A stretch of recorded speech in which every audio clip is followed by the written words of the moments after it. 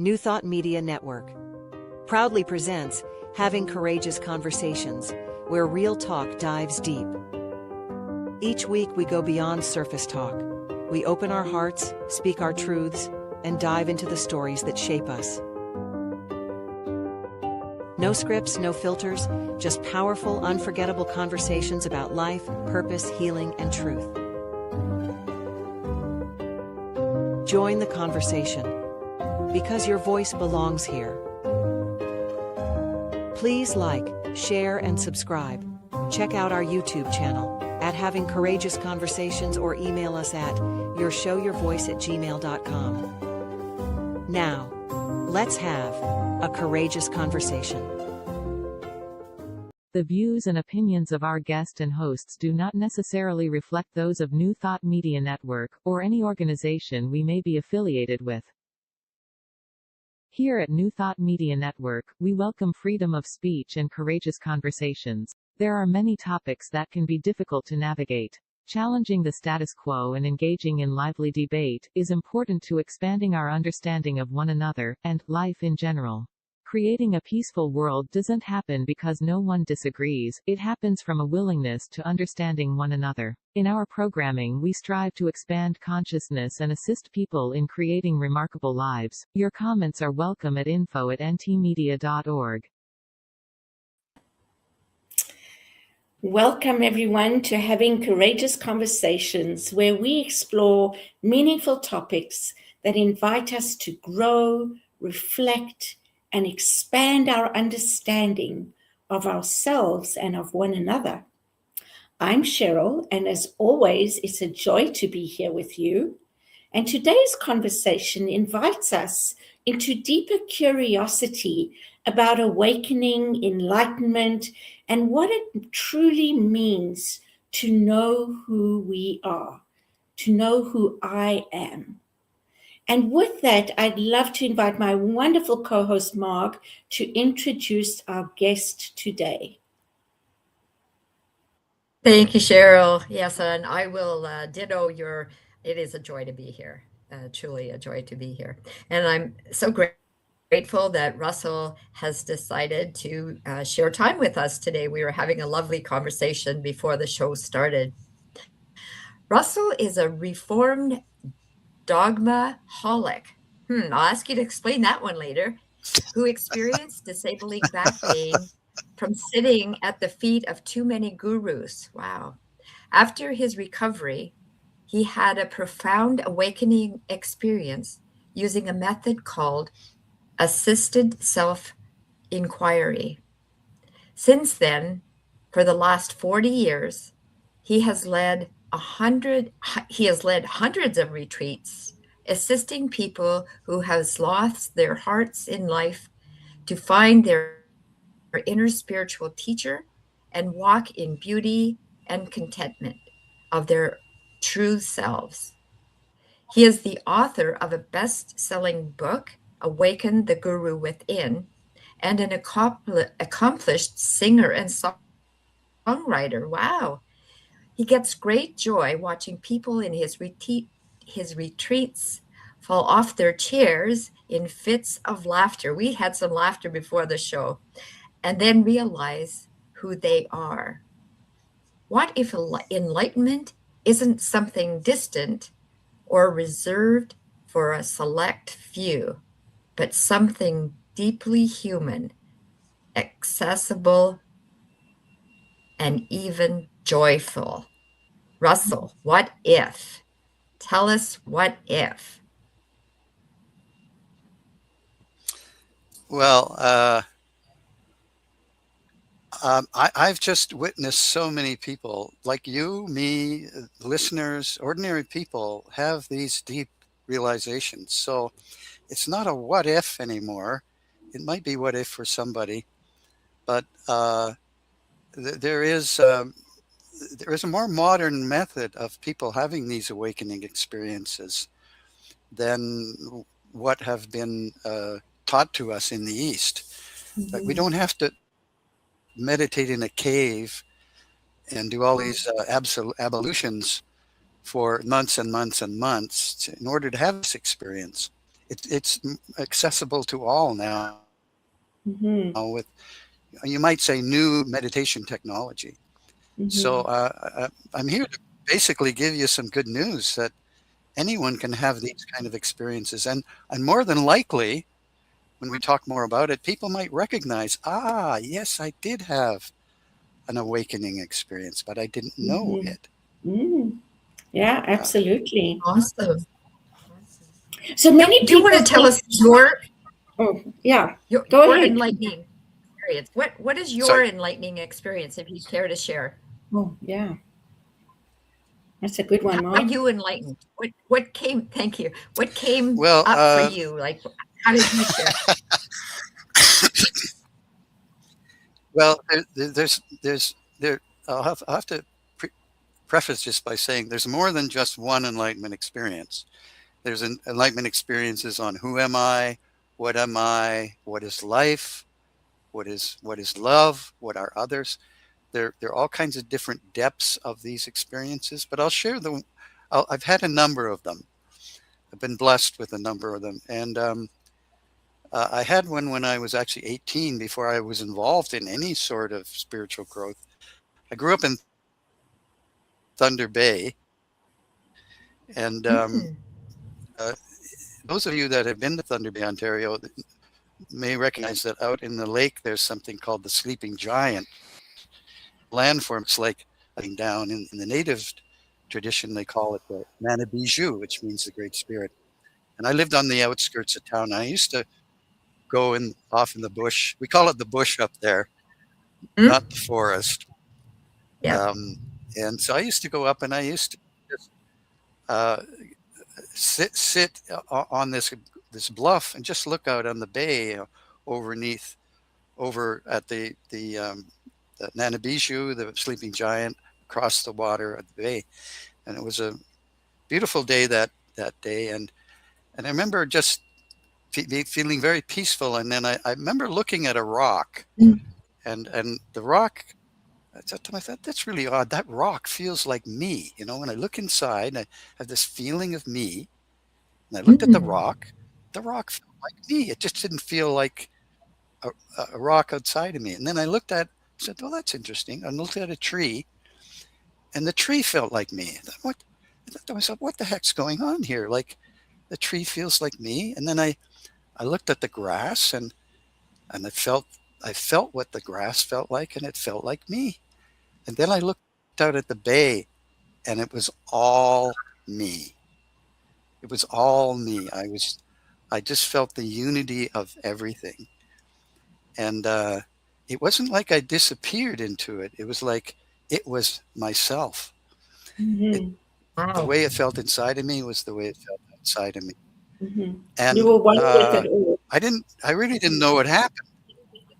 I was one with it all. And, I didn't know what the heck, because I'd never been involved in any sort of spiritual practice before. I didn't know what happened. I thought maybe this is an anomaly. Mm-hmm. And, I thought to myself, I don't know if I can tell my mom this. Like, what would my Mm-hmm. mom think if I told her I was God? Like, what, Mm-hmm. what would So she Mm, think? I have to ask Russell, were you smoking So, anything? I was thinking the same thing.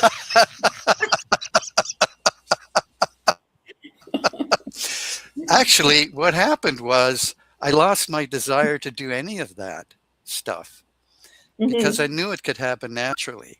Mm-hmm. And so I didn't make a very good hippie. I'll tell you, I didn't make a very good hippie. Um, I was really pretty boring at parties, because I just didn't, I'd smoke, but it didn't it didn't approximate what I experienced. It's kind Mm-hmm. of my first introduction to spirituality. And then Yeah. I thought to myself, well, there's more than just, you know, what's going on outside of me. And Yeah. then I began to investigate. Yeah. Yeah. Beautiful. I honestly, I was So joking I've had other because experiences since then. And I was joking because, it sounds wonderful and it could happen under those circumstances. But I also know that it can happen for real. And that's an experience of enlightenment, one of many. So when we talk about enlightenment, one of many, um, Yes. it's like it's moments in our lives, right, where we have a sort of what Oprah used to term an aha moment. But we are spiritual beings having a human experience, so we don't live in that all the time. So many people think enlightenment is rare or reserved for a few. How would you reframe that?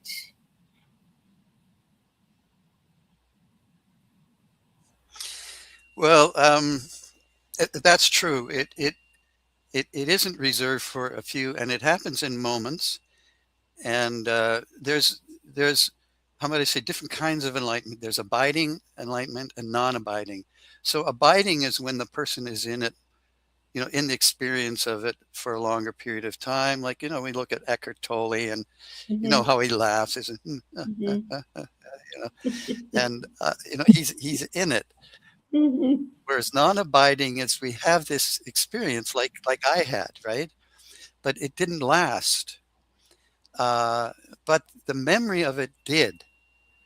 So it's the memory of it, that like Mm-hmm. it's like I experienced a fact, and Mm-hmm. and one of the things about enlightenment is it's it's an it's an obvious fact. It's a it's an authoritarian fact that you don't need to prove.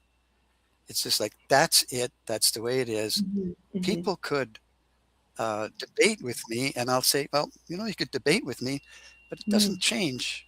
It's a Mm-hmm. fact. For me, it's a sense of So there's two knowing. types. Yeah, Mm-hmm. It's that yeah, sense of knowing. I know this as the truth for that's myself. right. And if It's a nobody else believes knowingness. it, that's okay, right? Yeah, Mm-hmm. Carry on. Sorry. yeah, yeah. There's about three things. Go ahead. There's about three things that happen in this. You could call it enlightenment. You could call it the unitive experience, awakening, illumination, samadhi. There's different terms for it, but we all know the label isn't it. Just like Mm-hmm. when you go into a restaurant, you order the menu. You don't eat the menu, you know, because the menu isn't it. It's just a description. Right, right. So there's three things that happen.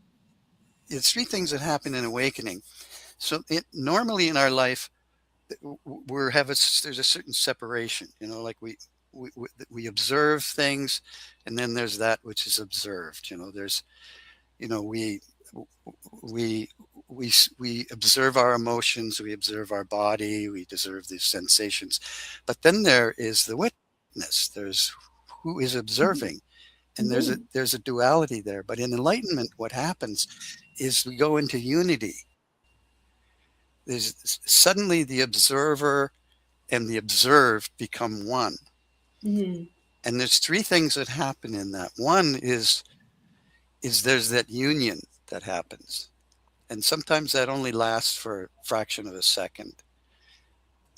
There's this union, and then there's a knowingness. You describe suddenly we know something that we didn't know before. We know it in a different way. We know it in a different way. It's Mm-hmm. solid. It's a solid knowingness, and then experience of the knowingness. So, okay, I had this experience on in the Bay, and I suddenly knew I was everything. And then the Mm, experience of that came. It's like, wow, just open up to that. There's these Mm-hmm. three things that happen in enlightenment, and if one of them is missing, it's not. So, like, I could have a really wonderful, wonderful feeling. I could be meditating for 2 days and just go into bliss. But if there isn't a knowingness about what I experienced, it's not enlightenment. It's just bliss. Mm-hmm. So there's the union, wow. and then there's this what you call the knowingness. It's, oh, this is a fact of existence or self or life. And then there's this expansive feeling, and often the expansive feeling fades. it fades. And we go, oh God, I wish I could feel that way all the time. Oh, damn, I want it back.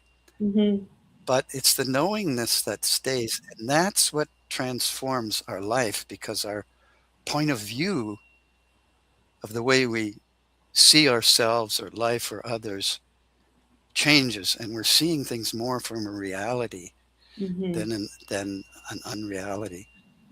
So It shifts that's our the perspective. transformational aspect of it. Yeah, it shifts our Yes. perspective. Yeah, for sure. Yeah. So, how would somebody who doesn't really have many discussions like we're having now recognize a moment of enlightenment in their lives? Well, if they can use those three things that I mentioned,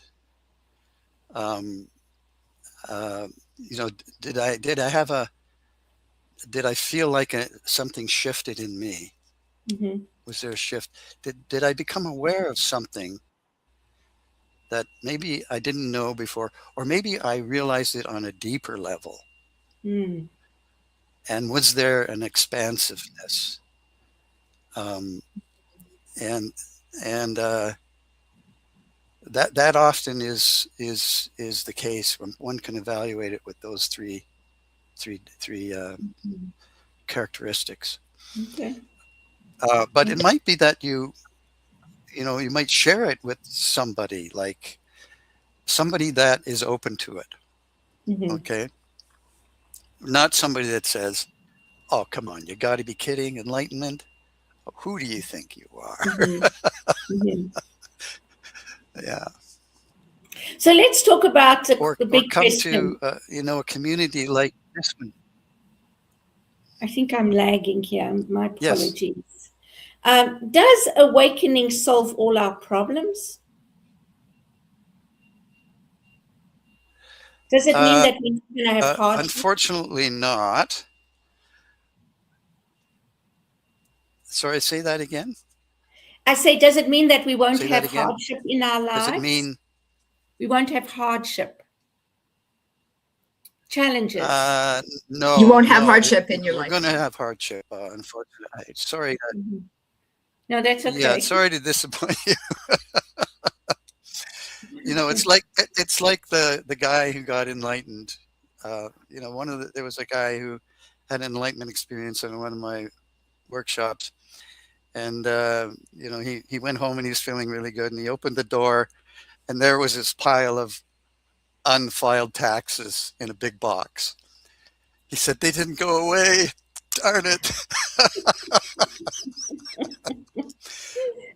But what will happen is with awakening or enlightenment or self-realization, there's a more solidness of our being that we establish. It's like, I know this is true about myself, and no matter what happens, that's always going to be there.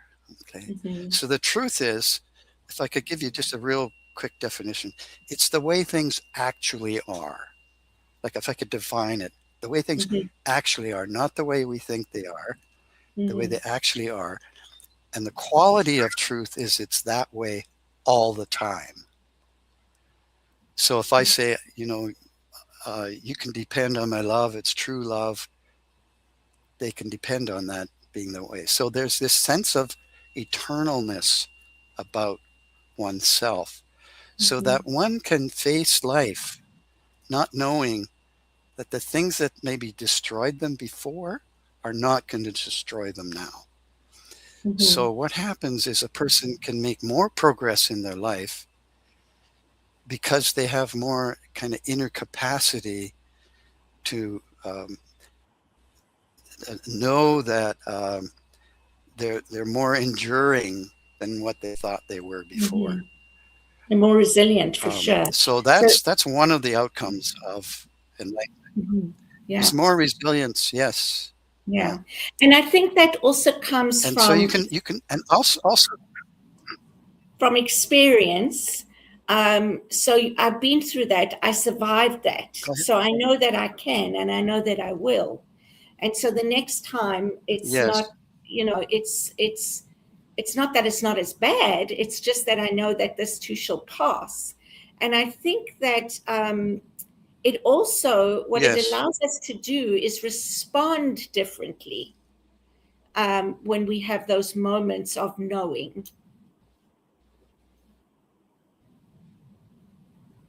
Yeah. I have two questions Yeah. for Russell. Yeah. I don't Yeah. know what they were, but I was just thinking about that. Go ahead. How we learn to respond differently, and to understand that we are resilient. So Russell, you were talking Yes. about Yeah. in being in Yeah. front of Like, I'm a Timmins yep. person, by the way. Yeah. So when you were on Sorry. the looking over the water, okay, when you were looking over the water Yes. and you became one with the water and whatever, and you talked about your mom, and so I had the impression that you were a you were a teen or a young man. So was that Yeah. so you had this experience a while back? And the other question is, they're probably separate. You spoke when I did the intro, the write-up said you had an injury of your back, and I'm not sure if that was a metaphor or an actual fact. So there you go. Two questions. Well, yeah, that was, yeah, I was 18 at the time, 17 or 18. And yeah, that was kind of a metaphor, a joking metaphor that Okay. I sat at the feet of so many gurus that I ended up with having back pain. And really what I was saying there, it was that, uh, that this experience urged me to explore spirituality, having that experience because, okay, wow, I want to know more. So I went out and at that time there were a lot of gurus coming over from the East, and I would, go to their lectures and so forth. But the thing that occurred to me was because I had that experience, I kind of intuitively knew when a teacher would be speaking the truth from their own experience, or if it was coming from their head. And what I discovered, to, uh, uh, to be honest, was that I felt like a lot of the teachers were speaking from their education, somewhere they'd learned this and it came from their head. And uh, I just recognized it as dogma. And dogma is believing in something that you haven't experienced yourself. So I said, I was a dogmaholic, and I recovered when Mm-hmm. when I realized I could find the truth. What they were speaking about, I could experience for myself. I discovered that, and uh, so I became less dependent on, you know, finding, getting a catalog of great sayings and truths and so forth. Mm-hmm. Reading lots of self-help books. I joked with myself that I read so many self-help books that I became self-helpless. Like you'd read half of one, then you'd find out another one. You read that one, you find out about another one, and you read another one. Then I got totally confused. Yeah, Mm-hmm. Yeah, I yeah, don't know. I have the same thing, but I think I don't know if it confused me, but it certainly helped me discern what it was that resonated with me or not. And yes, and that could be even in one book. Something resonates and something else doesn't. And I was yes, always willing to just take what did and leave the rest behind. yeah, yeah. Hmm. I tell people, I say, books are great as long as you can recognize, I don't know if I know that yet, Hmm. or, that confirms what I already know. And so I suggest people not to become critical, but to become, you know, uh, Hmm. concerning. And so just, okay, I don't know if that's true. Just, I'm going to set that on the shelf for now. I'm not going Hmm. to totally dish it, Mm-hmm. because maybe later, and what happens later when people do have these experiences, they think of, oh, I read that in the book, and that's what it's saying, like Mm-hmm. it resonates. You get it. I get it. I would have to reread the book, Russell, quite honestly, because I won't remember what it said.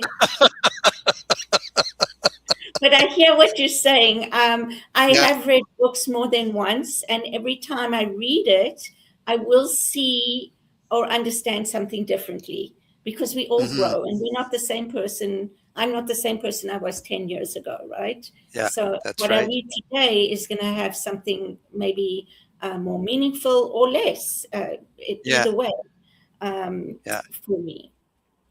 Hmm. Yeah, Yeah. good point. Ditto that. I Yeah. I sometimes go, remember I read this? person by Ramdas. Yes, Sorry. Whoop. yes. Yes, I remember I went to, I went to a lecture of his in Toronto, and I was sitting in the audience, and I go, what the heck is this guy talking about? I don't understand a word, you know? And, and then a few years later, he came back, and I'd taken one of these retreats that I now offer called the Enlightenment Intensive. And I had this powerful experience. And then I went to see him again. I went, wow, I understand everything this guy is saying. Like, this guy's Mhm, brilliant. It was mhm, because I had this experience. I now understood mhm, what he's talking about. So, yeah, you're right. It's our life experience. From our life experience, we can now understand something better, something mhm, um, more expansive mhm, that we read in the past. Yeah. mhm, mhm. Mark, you're going to ask something Um, or say no, something? I don't think so. I was just saying about, reading a book maybe 10 years ago that maybe I received information. And then if I read it now, I'm like, that doesn't resonate for me. Like, how did it resonate for me back then? Mhm, Because I've shifted somehow, mhm, not good, not bad, just shifted somehow, and I no mhm, longer believe it or Yeah. want to follow Yeah. that. Yeah. mhm. Absolutely. Absolutely. Yeah. Well, maybe I could tell you a little bit about, if you have some time, about this more this method of self-inquiry that has helped me and helped many others. Russell, we are coming to almost the half point of the show. So, how about we take a quick break Ah, okay, so that we don't have to interrupt you when you're doing that, that sounds good. um, and then Yes. come back and begin again with that. So, Yes, don't go away. absolutely. We'll be right back. Sounds like a Yeah, great plan. Yeah. to continue this wonderful conversation with Russell. And he's going to talk about the method that he teaches, I believe, about just getting to know who you are. So, again, don't go away. We'll be right back. Having Courageous Conversations is proudly sponsored by Unity Kitchener. We are a welcoming spiritual community where open dialogue, personal growth, and authentic connection are encouraged. Join us Sundays at 10:30 a.m. Eastern for inspiration, reflection, and meaningful conversation. Learn more at unitykitchener.org. Unity Kitchener, a positive path for spiritual living. Please help us say thank you to all of our organizational sponsors, including the Hefferland Foundation, Affiliated New Thought Network, International New Thought Alliance, Science of Mind Archives and Library Foundation, Center for Spiritual Living Denver, Center for Spiritual Living Midtown, New Thought Philadelphia, Center for Spiritual Living United Life, Sunshine Cathedral, Planned Happiness Institute, Summit Center for Spiritual Living, One Heart Retreats, Universal Joy Center, Unity Kitchener, Unity Spiritual Center, Ottawa, Om Center for Spiritual Living, Satya Center. Begin Within Ministries, Center for Spiritual Living, North Jersey, Unity of Savannah, and the Center for Spiritual Living, Seattle, as well as all of our individual donors. On behalf of New Thought Media Network, thank you, and please like, share, and subscribe. Come expand your spiritual journey. Join us for Just the Talk, Sundays, 1 p.m. to 6 p.m. Mountain Time. Experience Unity Kitchener and Ottawa. Center for Spiritual Living Midtown, Center for Spiritual Living Denver, Unity of Garden Park, New Thought Philadelphia, the Sunshine Cathedral, Unity of Savannah, and the Ohm Center for Spiritual Living. Come unleash your spiritual potential with New Thought Media Network. Yeah, New Thought Media Network, it's certainly growing. Seems to be having more people sponsoring and doing shows, and that's just wonderful, wonderful to see. So if you support this platform, please feel free to make a love offering so that this platform can continue serving in this way.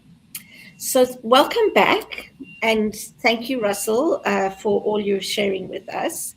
But before we left, you were going to start telling us about a method. So I'm just going to hand it back to you and what this is about.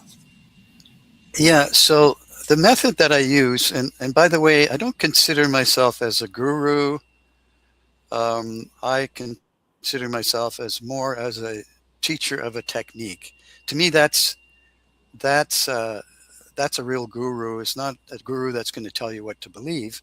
Mm-hmm. It's a guru that helps you get to experience what they have possibly experienced. So, what does the word guru mean? I lead this retreat. It's called guru means dispeller of light or dispeller of darkness.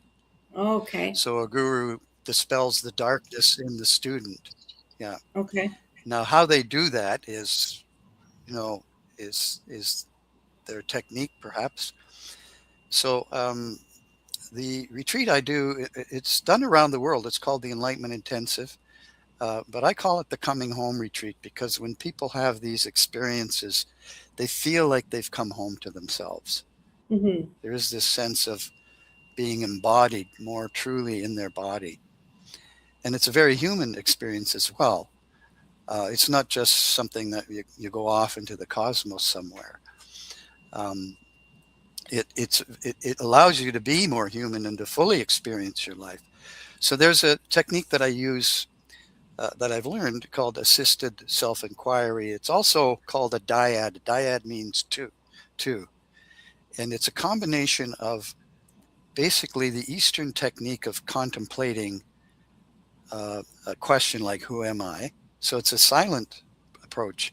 But then what's added into this is more relational psychology. So it's communicating what the person is contemplating. So in the East, the Eastern methods are almost all silent methods where you contemplate silently. But this method is added more the psychological approach of relating. And so the way it works is you get two people sitting across from one another, and one person just listens. So we teach them to just listen compassionately, openly, without trying to change that person in any way. They just listen. And then they just give this question to the person across from them: tell me who you are. Or it might be, tell me what life is. Then that person goes into a contemplation like they would in the East. So they get a sense of themselves, a real sense. So it's not in their head. Like, what do they sense of themselves? So they might be just simply like, I'm sitting in the chair. I sense myself. So there's somebody there noticing you're sitting in a chair. So then they have this intention. I intend to know who this is. So you have this intention. Then you be open, like in, Eastern meditation, and you just let whatever come up come up. Mm-hmm. You're not trying to make anything happen. You're not trying to just push anything away. You're just being totally open. And then you notice what's there. And instead of just sitting with it, you communicate to your partner. You say, this is what's coming up for me. This is what I've realized about myself, without referring to their partner at all. There's certain agreements, like we don't judge one another. We don't try to change one another. And so that you communicate what came up with your partner, or your, when you ask that question. Now, the thing is that communication tends to empty the mind much more quickly than just sitting. Most people know that when they sit in meditation, there's this monkey mind that Mm-hmm. starts happening. Sometimes it's the gorilla mind, actually, you know, but when you communicate to your partner, what happens is that thought leaves the mind much more quickly than Mm-hmm. just sitting with it. And this goes on for 5 minutes both ways. So person listens for 5, receives the question for 5, and we build people up so that they can do this for 40 minutes each way. And and it's like this, the title of the show. These are courageous communications. These are authentic communications, and it turns out that if a person wants to know the truth, they do have to be real. You Mm-hmm. can't know something by being phony, right? So what happens is, as time goes by, people start to say what's really there for themselves, and they start letting go of their issues, their problems. Things start naturally dissolving, and they become more open. And at some point on the retreat, that enlightenment experience happens, and I'll tell you, it's remarkable. 60 to 75% of the people have these awakening experiences. And like I say, I've done 100 of these, and to me, it's still magic. Like it's still magic. Mm-hmm. And this is a Is it? modern technique. Um, and Are it's you more saying that appropriate you're for taking? people in the West. Sorry, go ahead. So are Sorry. you saying that you're taking the thoughts out of your head and verbalizing them to somebody that's sitting there just listening to you? So Yes. it's not staying there to chatter. You're verbalizing it, and so the person is Yes. receiving it, but not having to fix or whatever. Yes. Yeah. Yeah. And so they're not only, emptying their mind, but they're learning some really important communication skills in this. They're learning how to listen and communicate. And if I Mm-hmm. could just add one thing, I think St. Thomas said something like, there's a book, uh, The Gospel According to St. Thomas, and apparently he wrote down some of the affirmations of Jesus. And apparently Jesus said that, when that which is within is shared without, that which is shared will heal us. If that which is within Wow. not shared without, that which is not shared will destroy us. So Wow. this is the principle. This is the Mm-hmm. principle of people come more alive Mm-hmm. because they're emptying their mind. They're letting go of. Mm-hmm. Often people will say things that they've never said to other people before, that they've held within, and it feels Mm-hmm. safe for them for the first time in their life. Mm-hmm. And so they'll leave the retreat feeling much more relieved. And if they're blessed, they can have this, what I call a direct experience. It's enlightenment experience. So that's Mm-hmm. the technique, and it's very powerful. People in the West like it because they don't have to go on, to India and meditate in a cave for a long time.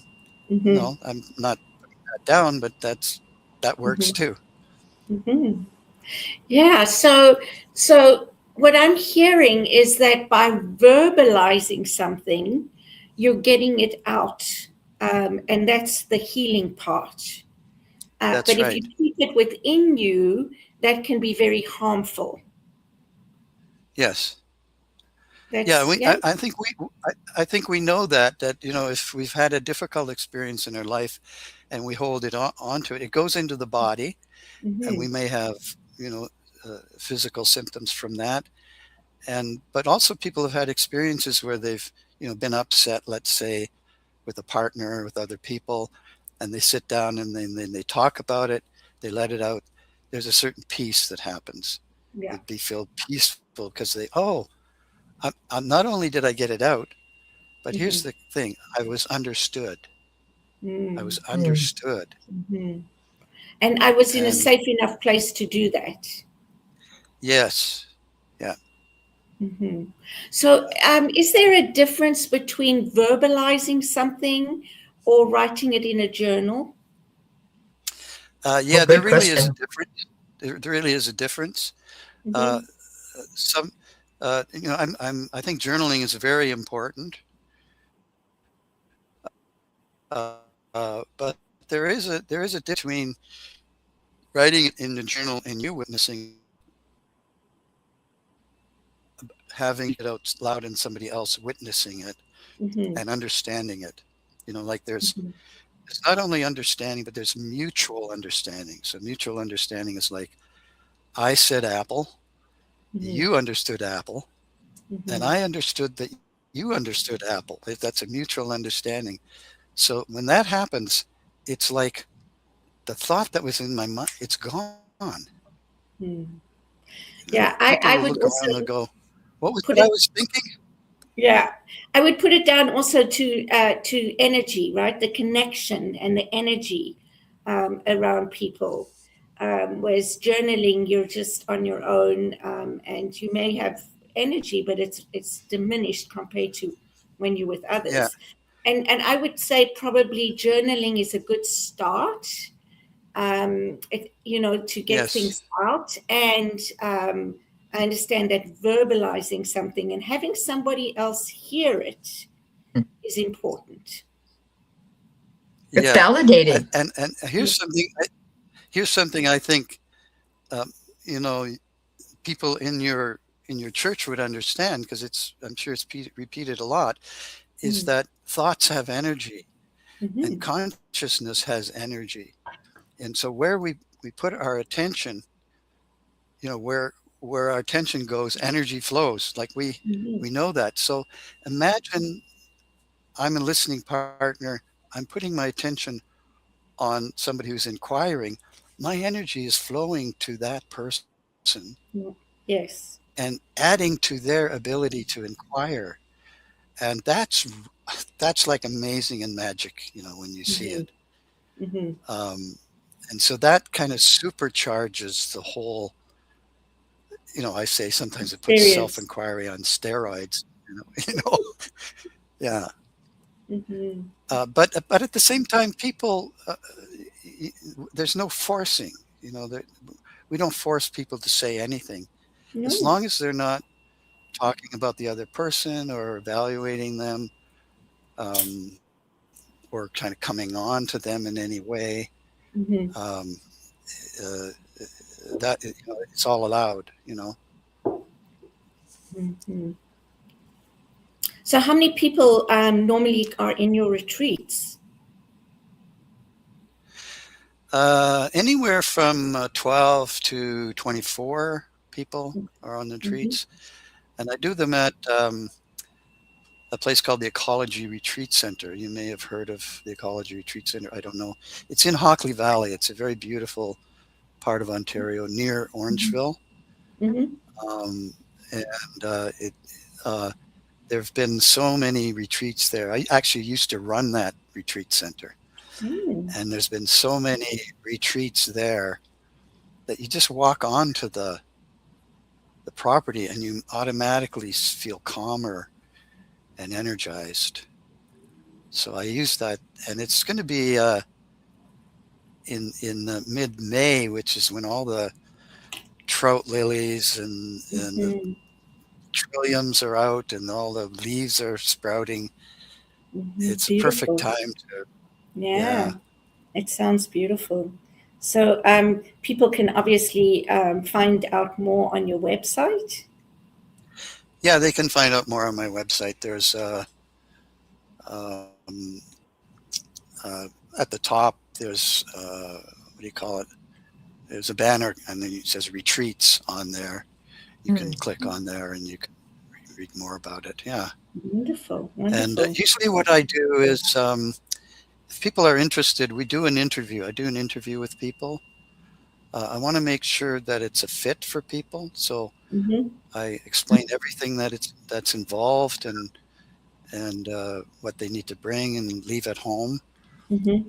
And so then, we decide together if this is something that the person would benefit by. If it's not, I'll usually recommend something else for them. Mm-hmm. So I don't want to do a sales job on people. It's not like Mm-hmm. I'm going to twist your arm and then you go there and you find out, oh, I thought this was a smoking sensation weekend. Believe me, I did have that once. Yeah, I didn't yeah, come from Enlightenment. I came to stop smoking. yeah. So I love that earlier you mentioned that laughter is part of your retreats. Tell us why humor is so important on the spiritual path. That's a great question. Um, let me contemplate that. I almost feel like laughing when you ask me Mm-hmm. that question. Mm-hmm. Um, I think it helps us be not so serious. Like it's the opposite of serious, and Mm-hmm. we can get so serious, like we can almost turn to stone. Mm-hmm. In fact, I got one in one of my songs. I wrote that. Sometimes I get so serious, I almost turn to stone. We can get so hard on ourselves, Mm-hmm. and the world is so serious these days. It's really, and so I think there are times where we have to laugh. And one of the things that I appreciate about the indigenous people is, despite all the trauma they've had, they laugh a lot. Mm-hmm. And this is a way to not succumb to uh, our difficulties in life. Mm-hmm. That laughter is they say it's a medicine. I think it's a medicine, Mm-hmm. and Yeah. we need more. Listen. We need more of Yeah, it. we Yeah. do. Absolutely. Yeah, I think it releases a lot of tension in us as well, which is what you're saying. We're very hard on ourselves. And so it releases a lot of tension. So if there was one thing you would want people to know about who they truly are, what would that be? Good question. Um, I would say that in our true nature, we're perfect. We Mm-hmm. don't need improvement. Um, and this is a big thing for a lot of people. They're so down on themselves. They think they need to be improved. And the paradox of self-improvement is, the more I self-improve, the more it reinforces the fact that I need self-improvement. Mm-hmm. So, and then this comes from many traditions, that the self is perfect. It's pure. It's lovable. The true self doesn't need improvement. What does need improvement? And when people get this, they realize, oh God, I'm fine. I'm fine the way I am. I'm okay. I'm perfect. There's nothing inherently wrong with my true self, who I really am. Mm-hmm. But what needs improvement is our ability to be ourselves in life. Mm-hmm. So it's like finding the right relationships, finding the right community, finding the right work, finding our purpose in life, all of the, finding out how I can communicate in a way that, I can get myself authentically across and I can receive others. Mm-hmm. So all of that needs improvement. Mm-hmm. All of that's consciousness work. But the self, which is the center of it all, doesn't need it. It doesn't need any improvement. Mm-hmm. And that's such a great relief for people, Yeah. to realize Unity. what does need improvement. Yeah. And unity teaches that the truth of who we are is perfect, whole, and complete. I Yes. think, and that, there's one power, one presence everywhere, and we are unique expressions of that. So we are having an Yes. experience, which is maybe unique to each other, but we're all connected in some way. And so Yes. what appears on the outside is not always the truth. Yeah. Yeah. Carl Sagan says, we are the means by which the universe experiences Yes. itself. Yes, I totally We believe are the that. means by which the universe experiences itself. So every one of us is involved in this grand project Mm-hmm. of contributing to the conscious uplifting of the consciousness of the universe. Mm-hmm. Mm-hmm. I sometimes call it the you and I verse, Mm-hmm. the you and I Yeah, verse. that's And lovely. so, and this is, and the thing is, how does that consciousness expand? It expands by relating with one another. Like I relate to you, I relate to people that are hearing me. Mm-hmm. They're becoming more aware, uh, Mm-hmm. and and and so the technique we use on this retreat is a microcosm of what's going on in the universe. Yeah. One-to-one relating. It's our, we're involved in this grand relationship, um, where each Mm-hmm. one of us is God, Mm-hmm. and we're all part of that God. Mm-hmm. And you're God, I'm God. I mean, it's. I think in the East they call it Leela, which means the dance of God. Mm. Yeah. Mm-hmm. So yeah, we're Yeah, all involved in this together, and to kind of absolutely. get this, a deep level really changes your life. Yeah. You really see what's important in life. It's not making $1 million, or that would be great, Yeah. but it's what goes on between us. Yeah. That's the fulfillment in life. That's And the we are fulfillment. mirrors. We are mirrors for each other. So it's not, there is that connection, and there's also the growing points that we have the opportunity from being in relationship with each other. Yeah. Yeah, We were we that's were right. saying earlier Yeah. about reading a book and taking something away from it, and maybe years down the road revisiting the book and getting a new message or whatever. I'm finding this conversation and what Cheryl was saying about unity's belief and what you've brought forward, Russell, there is more of an aha there.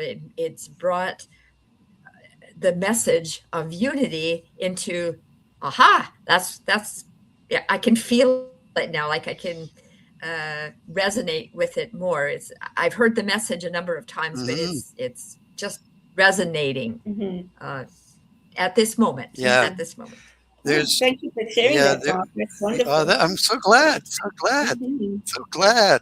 That makes me that makes me laugh. There is in I think it's Hinduism. I call it the Indra's net. You might want to Google it. Indra's net. Indra's net is it's like this universal net, like a fishing net, and at each intersection of the net is a jewel, and each jewel reflects all the other jewels in the Yeah. net. So it's like Mm-hmm. not only are we individual, but we're universal at the same time. Yes, absolutely. It's a beautiful image. Called Yeah, that's a Indra's wonderful net. Yeah. analogy. A wonderful analogy. Yeah. Yeah. Okay, so what is one simple way do you think someone can actually begin to reconnect with their true nature today and every day? Um,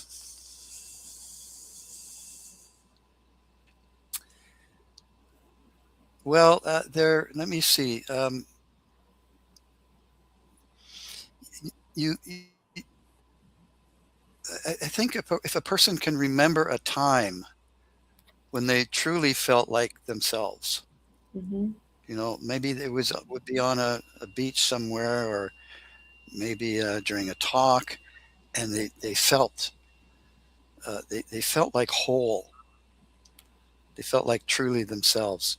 And Mm-hmm. then throughout their life, uh, just remember that I call that self-remembering.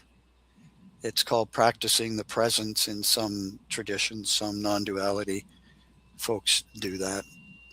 Um, or or just asking this question: Who am I? Who's noticing this? Mm-hmm. Who's noticing my experience?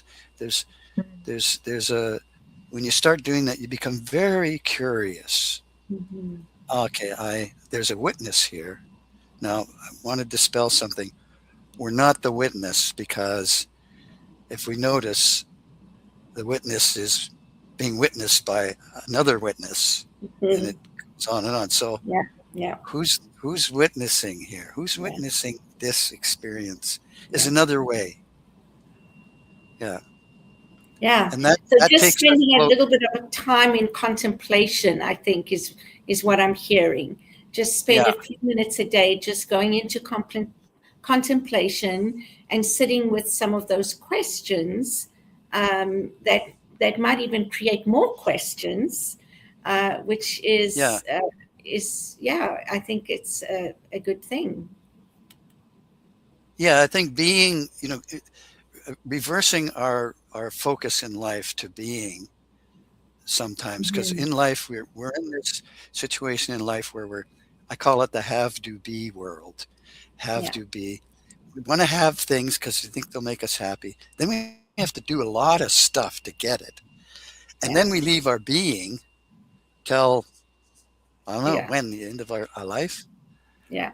Um, and so if we can reverse that every once in a while during the day, and let go Hmm. of having and doing, and Hmm. just be, Hmm. and Yeah. notice Yeah. that, and that's where the true contentment comes from. Yeah. Everything Beautiful. else is transitory. That's a beautiful Yeah. practice. So I'm going to leave with with a thought, and I'm going to invite you all to share something if you have something to share, and that is that perhaps awakening isn't about becoming something more or something outside of ourselves, but remembering what has already been present within us and remembering who we are. And so, one of my mentors says, if you don't go within, you go without. So, Mark, It's do a you good have one. anything you'd like to share? Um, I just, yeah, I'm left with a lot of thoughts. And yeah, I think I'll be watching this show again to hear more of what you had to say. And perhaps there's a book in my future. I just want to say The, thank you. Thank you for sharing. Yeah. yeah, Russell, the one book will last explain thought. the whole process. Sorry, go ahead. One last thought as we come to the end of the show. One last thought, put me on the spot. Um, um, I often use this kind of as my mantra, which is beautifulness. And if you separate that, it means be you to fullness. Oh, that's And beautiful. Beautiful. yeah, so I Yeah. would get people to contemplate that. What is it that's going to help me be who I really am to the Yeah. fullness? I Yeah. love that. I love that. So thank you. It's actually been an hour, if you can believe it. We're so grateful, Russell, to have you on as our guest. All these wonderful things we've been discussing. I would encourage people to share with other people. And please like, share, and subscribe so that we can grow and more people can hear from the wonderful guests that we share on this show on Thursdays at 3:00. So until next week, have a wonderful week and ciao for now. So thank you again, Russell, and stay on, Oh, and we'll yeah. chat behind the scenes. Okay.